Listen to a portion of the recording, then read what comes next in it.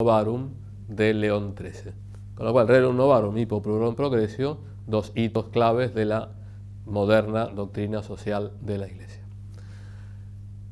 Una característica de Pablo VI fue llamado el Papa peregrino, porque, recordemos, los papas no salían, desde 1870 los papas se consideraban prisioneros del Vaticano. Pío XI da un paso dando la bendición desde el balcón de San Pedro, a la plaza de San Pedro.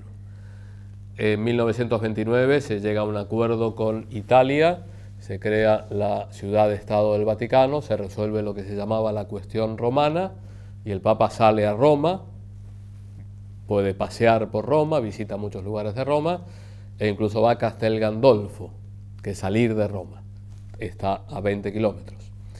Eso Pío XI. Pío XII va a un pueblito del Lazio. El Lazio es la región, como si dijéramos la provincia, donde está Roma. Juan XXIII, audaz, va a Asís y a Loreto para pedirle a la Virgen de Loreto y a San Francisco de Asís por el Concilio Vaticano II. Va en tren, viaje apoteósico, y era una gran novedad que el Papa saliera de los confines de Roma. Bueno, Pablo VI visitará los 5 continentes, y eso ya parecía que nadie lo iba a superar. Después llegó Juan Pablo II, que ese sí que fue peregrino en todo sentido. Entonces, un viaje importante fue a las Naciones Unidas, el Papa que habla ante la Asamblea General, donde dice que la Iglesia es experta en humanidad. O sea, la Iglesia, cuando habla a los hombres, sabe de qué está hablando. Es un discurso que dice: no vengo a pedir nada, no vengo a ofrecer nada, simplemente a presentar a Jesucristo y a el Evangelio, la paz. O sea, es un discurso muy humilde que llamó muchísimo la atención y que tuvo muy buena acogida.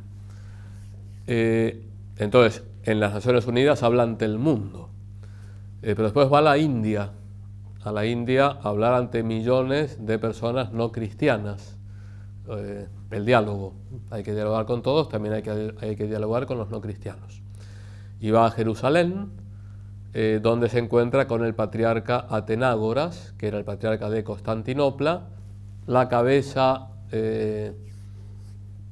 por así decirlo, tradicional del mundo ortodoxo, aunque no hay ninguna cabeza clara en el mundo ortodoxo, ¿no? Hay muchas cabezas, el patriarca de Moscú, el de Kiev, etc. Entonces se encuentra con Atenágoras en Jerusalén. Este viaje es interesante porque hace una defensa encendida de la actitud de Pío XII frente a los judíos, en particular frente al holocausto judío, y porque era la época en que ya había cambiado el humor de los medios de comunicación y se consideraba que Pío XII no había hablado suficientemente claro en defensa de los judíos. Ya de esto hablamos en otra clase. Entonces Pablo VI habla con palabras inequívocas sobre Pío XII, del cual le echa muchísimas flores. Entonces es otra luz para ver, bueno, no estaba tan enojado Pablo VI cuando Pío XII le dijo que fuera a Milán, sino quizás se hubiera callado. Bueno, ese es un viaje también muy emocionante y de gran respiro ecuménico, porque se encontraba nada menos que con el patriarca de Constantinopla. Después irá a Filipinas, donde tiene un atentado, le llegan a clavar un cuchillo, una pequeña herida, gracias a Dios no pasó del susto, millones de personas. Otra vez Asia, continente importantísimo para la nueva evangelización. Va a África, en concreto a Uganda, donde canoniza a Carlos Lwanga, que es un mártir de Uganda, con otros compañeros, y también reconoce que fueron testigos de la fe, gente que murió por la defensa de la fe cristiana, pero no católicos, sino anglicanos. Un tema bastante escabroso y muy actual, lamentablemente, porque era uno de los reyes tribales de allí que quería abusar sexualmente de estos chicos, y los chicos, por defensa de la moral y de la fe, prefirieron perder la vida. hay un discurso fantástico de Pablo VI cuando canoniza a estos mártires, hablando de todo el continente africano, diciendo, bueno, es un continente de santos, no olvidemos que San Agustín o San Cipriano eran africanos. Y otro viaje memorable es el que hace a Colombia para inaugurar la segunda conferencia general del episcopado latinoamericano que tuvo lugar en Medellín, donde tiene palabras muy claras sobre la incompatibilidad de los métodos violentos con el Evangelio. La violencia no es cristiana. Se habían interpretado algunos pasajes de la Populorum Progressio como incitación a la violencia, cuando el Papa no había dicho eso. Era toda la ebullición de la teología de la liberación, etc. Las guerrillas en América Latina, una época muy complicada, año 68 nada menos, en Colombia, donde estaba Camilo Torres, un sacerdote que toma las armas, que muere en combate, etc. Entonces, un viaje muy complicado, pero por parte de Pablo VI muy audaz, muy claro. Entonces, ya es un papa universal, es decir, está en los 5 continentes, ya es el desarrollo total de la televisión, papa muy cercano, también porque los medios de comunicación lo facilitaron. Ahora, todo cambió cuando se acaba el Concilio Vaticano II, viene lo que se llama el posconcilio. Juan XXIII, que era un hombre que veía todo siempre en positivo, se hubiera resucitado, se hubiera muerto al ver lo que pasó después del Concilio Vaticano II. Y esto es interesante subrayarlo. Hay gente que no le gusta el Concilio Vaticano II y eso es una actitud muy poco católica. O sea, un católico que no le gusta el Concilio Vaticano II es poco católico. Nos tiene que gustar el Concilio Vaticano II y el primero, y Trento, y el de Calcedonia, y el de Nicea, porque por ahí habla el Espíritu Santo. Ahora, una cosa son los documentos del Concilio Vaticano II, maravillosos, otra cosa son las interpretaciones que se dieron algunos a esos documentos. Participación, la reforma litúrgica para que la gente participe más, que haya una participación más activa del pueblo. Bueno, eso derivó en una gran mejora de la liturgia en muchísimos lugares y un caos total y unos abusos en muchos otros lugares, que la gente normal y corriente se escandalizaba. O sea, iba a una parroquia y decía, ¿y el cura ahora qué hace? Inventaban cosas, pero eso no era lo que decía la Sacrosanctum Concilium, documento sobre la liturgia del Concilio Vaticano II. Se dieron muchísimos pasos a favor del ecumenismo, del diálogo interreligioso, pero el Concilio Vaticano II no dijo nunca que daba igual ser católico, ser metodista, luterano, judío, budista, y en cambio se abrieron todas las puertas para un indiferentismo que da igual ser una cosa u otra, y por lo tanto, si da igual, no hay que hacer apostolado, no hay que hablar a los demás porque hay que respetar a los demás. Claro que hay que respetar a los demás, pero el máximo respeto es dar lo mejor que tenemos, que es la fe, proponerla. Después cada uno hará lo que considere más conveniente. El que los católicos laicos estén metidos en el mundo y que vivifiquen toda la sociedad muchas veces se confundió con una unión entre política y religión que derivó en teologías de la liberación que hicieron una lectura marxista de los fenómenos sociales. Esta mayor libertad que se sentía dentro de la Iglesia, algunos la interpretaron como libertinaje. Hubo una crisis tremenda de vocaciones sacerdotales, es decir, sacerdotes que dejaron de ser sacerdotes, sobre todo en las congregaciones religiosas, los religiosos, las religiosas. Bueno, cosas que los que tengan una cierta edad han vivido en carne propia. Todavía hay bastante confusión, siempre ha habido confusión, a lo largo, en la historia de la Iglesia siempre ha habido problemas y siempre ha habido mucha santidad. Pablo VI sufrió muchísimo todas estas cosas, y si uno lee los discursos, los Angelus, que pronunciaba cuando salía a la ventana de su despacho, son fuertísimos. Hay un Angelus donde dice, por los espacios que dejan las ruinas de la Iglesia está saliendo el humo de Satanás. Es decir, dice que la iglesia está en ruinas desde un punto de vista humano, está toda resquebrajada y por ahí se está filtrando el humo de Satanás.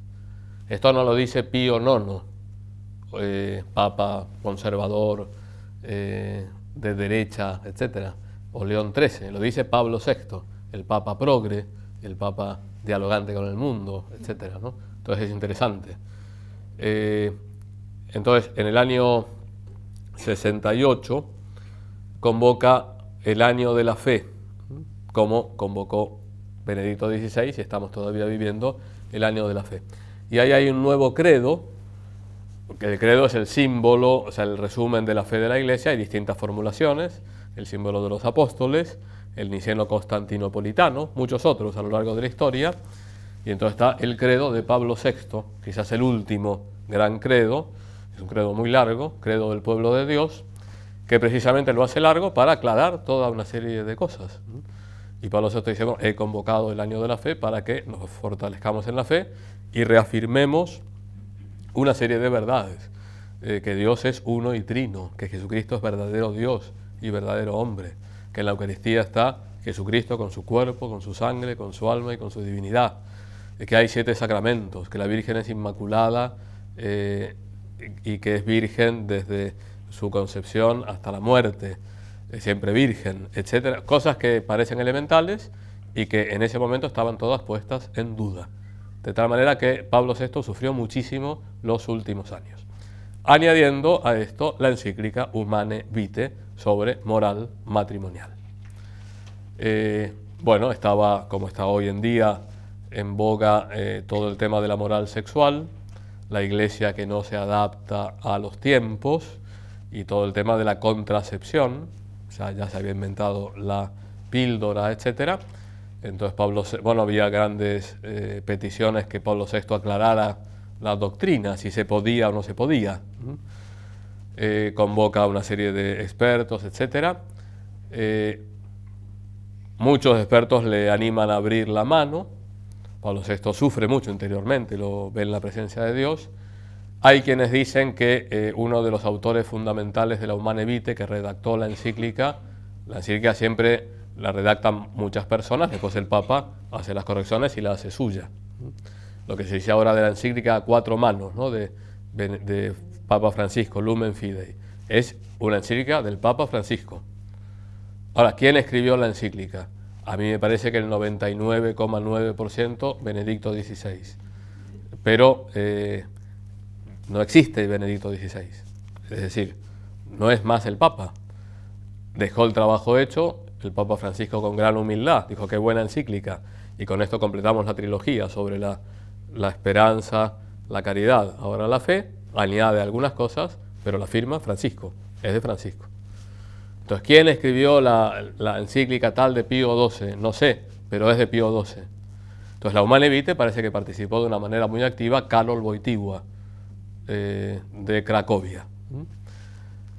Entonces, bueno, ahí subraya la moral tradicional de la Iglesia, sobre todo que no se puede separar el sentido procreativo del sentido unitivo del acto sexual dentro del matrimonio, y por lo tanto quien deje de lado la posibilidad de que surja una nueva vida, a no ser que haya unos motivos graves en conciencia, etcétera, y para eso puede recurrir a los métodos naturales, no está cumpliendo con el plan de Dios.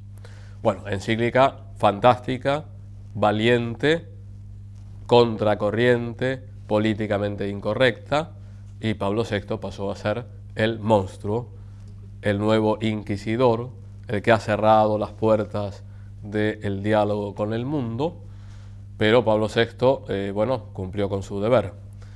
De hecho, 3 días después de la publicación de la Humane Vitae, en la audiencia dice: nunca he sufrido tanto como ahora, porque ni quería abrir la mano porque hubiera traicionado a Dios, ni quería cerrar posibilidades siendo demasiado estricto.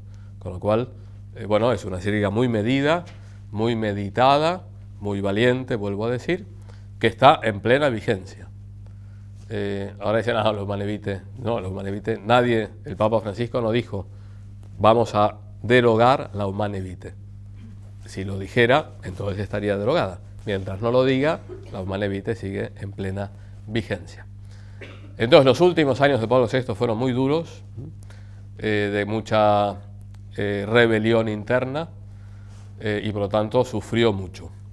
Y de hecho se manifestaba en su rostro. Si yo no sé si tienen la imagen de Pablo VI, en los últimos años un hombre preocupado. También porque tendría muchísimas tensiones internas. Dice, bueno, ¿hasta dónde abro la mano? ¿Hasta dónde la cierro? ¿Hasta dónde digo las cosas para que esta gente vuelva? O a lo mejor si digo todo, se van definitivamente. Entonces, hoy la Iglesia tiene muchos problemas, como los tuvo a lo largo de los 21 siglos de historia.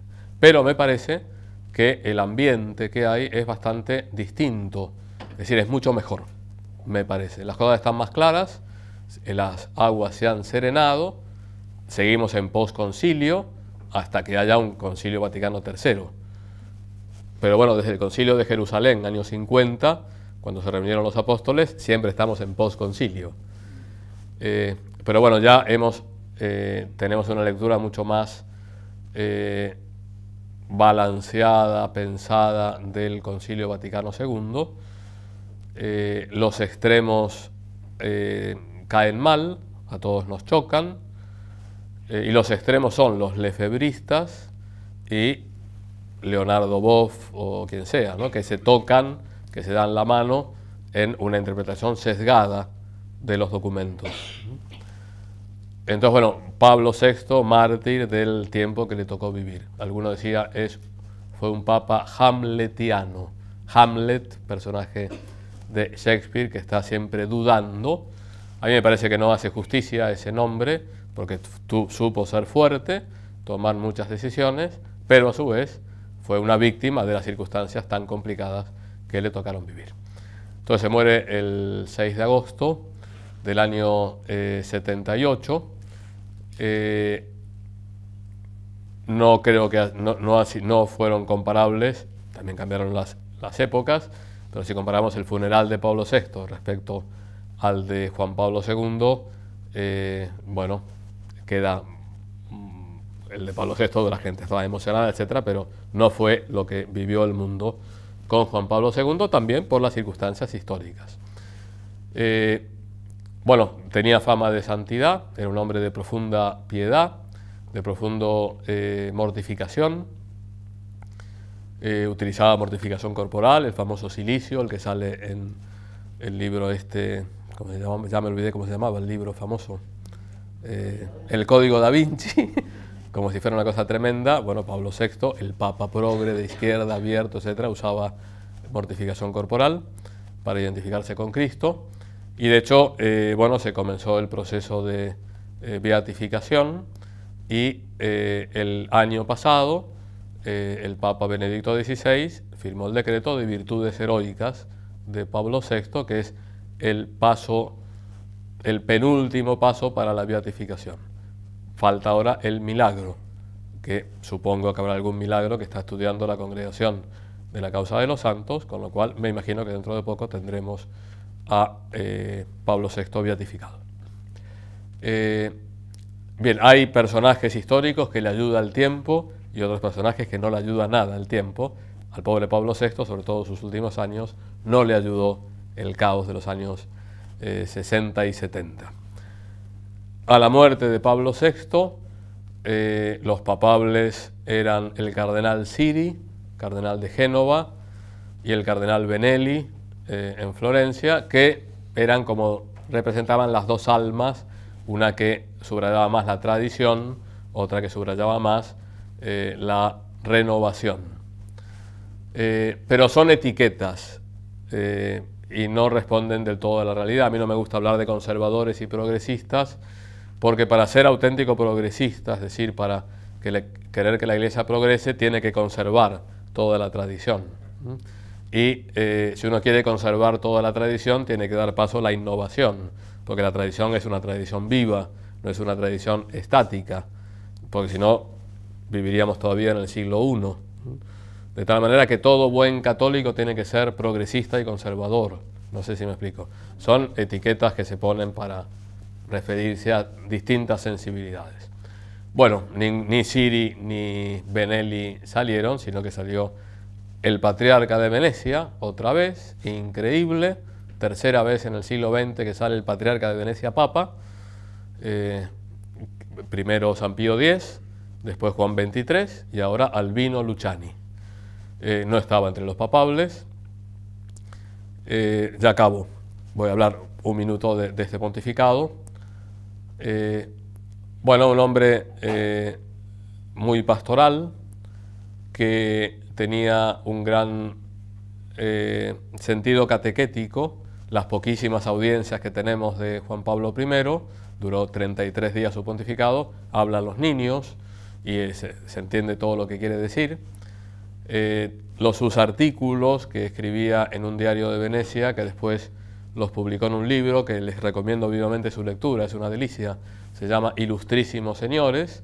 Son cartas que escribe el patriarca de Venecia a distintos personajes de la historia o de la literatura para transmitir virtudes, pero lo hace de una forma muy fresca y muy buena y muy contemporánea, fantástico. Bien, un hombre con una sonrisa permanente, entonces fue un shock positivo ver salir, después de ver a Pablo VI tan preocupado, tan triste, yo diría, humanamente, porque tiene todo un documento sobre la alegría cristiana, Pablo VI. Y estoy seguro que internamente estaba muy alegre, porque es algo propio de los cristianos sabernos hijos de Dios, y aunque el mundo se venga abajo, tenemos la alegría. Pero a veces no se manifiesta exteriormente. En Pablo VI no se manifestaba, por lo menos en los últimos años. También por carácter. Bueno, la sonrisa de Juan Pablo I cambió el panorama, llenó de esperanza. ¿Cuánto bien uno puede hacer con una sonrisa? Ya lo decía Palito Ortega en una canción, pero es verdad, es verdad. Una sonrisa es fantástica. Bueno, la sonrisa, ¿qué hizo Juan Pablo I? Sonreír, y cambió el ambiente. A los 33 días se murió. Hay toda una serie de literatura de ciencia ficción que dice que lo mataron, etc. Da la impresión que no, que se murió porque estaba mal del corazón. Quizá también el sentir todo el peso de la Iglesia, ¿no? Y uno puede, claro, después uno dice qué maravilla, porque a través del pontificado de Juan Pablo I cambió el ambiente y se dio paso a Juan Pablo II.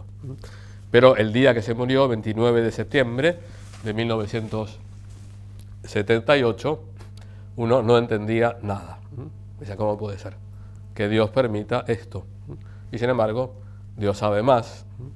Dios es el que conduce a la Iglesia y por lo tanto fue todo tremendamente positivo. Lo dejamos aquí y seguimos en unos minutos.